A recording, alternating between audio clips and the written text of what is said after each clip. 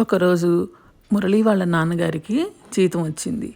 ఆ జీతాన్ని ఆయన జాగ్రత్తగా లాకర్లో పెట్టాడు. అది చూసిన రాధ లాకర్లోని కొంత డబ్బును తీసుకొని బయటకు వెళ్ళాడు. కొంత డబ్బు చాక్లెట్ షాప్ ఆయనకి ఇచ్చి చాక్లెట్లు కొనుక్కున్నాడు. దాంట్లో ఇంకొంత డబ్బు ఇచ్చి మొక్కజొన్నలు కొనుక్కున్నాడు. వాళ్ళు కూడా డబ్బులు తీసుకొని హ్యాపీగా పిల్లాడికి మొక్కజొన్నలు ఇచ్చాడు.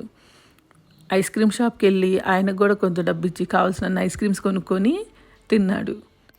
మురళి వాళ్ళ తమ్ముడిని చూసి డబ్బులు ఎలా వచ్చాయనగా లాకర్లోనూ తెచ్చుకున్నానని చెప్పాడు.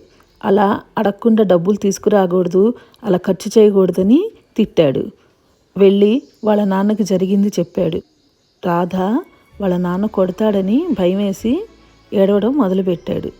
రాధ వాళ్ళ నాన్న రాధని కొట్టకుండా ఎవరి డబ్బులు అలా అడగకుండా తీసుకెళ్ళి ఖర్చు పెట్టకూడదు అని నచ్చచెప్పాడు.